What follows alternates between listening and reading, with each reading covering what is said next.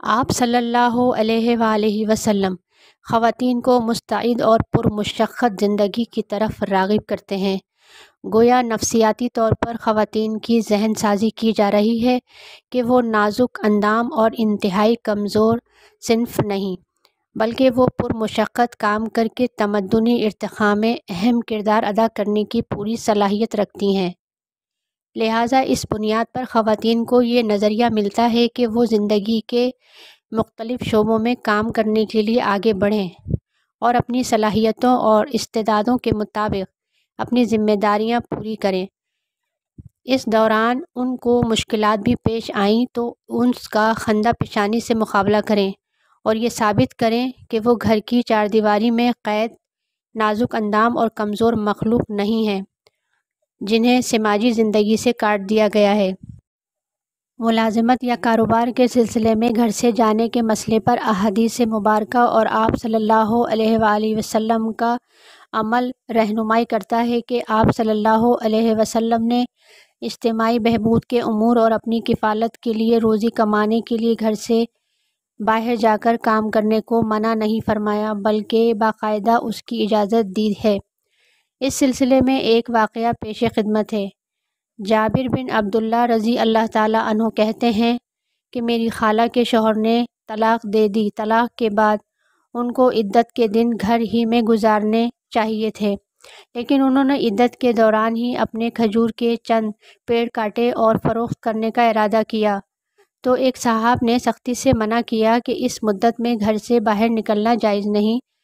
یہ حضور اکرم صلی اللہ علیہ وآلہ وسلم کی خدمت میں استفسار کے لیے گئیں تو آپ صلی اللہ علیہ وسلم نے جواب دیا، کھیت جاؤ اور اپنے کھجور کے درخت کاٹو اور فروخت کرو، اس رقم سے بہت ممکن ہے تو صدقہ و خیرات یا کوئی بھلائی کا کام کر سکو، اس طرح یہ تمہارے لیے اجر آخرت کا سبب ہوگا۔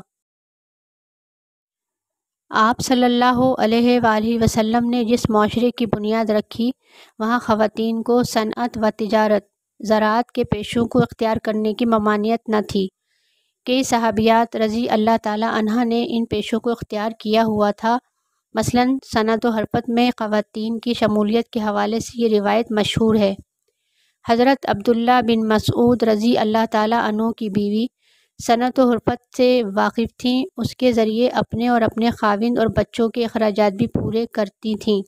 ایک دن حضرت صلی اللہ علیہ وآلہ وسلم کی خدمت میں حاضر ہو کر عرض کیا، میں ایک کاریگر عورت چیزیں تیار کر کے فروخت کرتی ہوں، اس طرح میں تو کما سکتی ہوں، لیکن میرے شوہر اور بچوں کا کوئی ذریعہ آمدنی نہیں ہے، اس لیے ان کے پاس کچھ نہیں، اور دریافت کیا کہ کیا وہ ان پر خرچ کر سکتی ہیں؟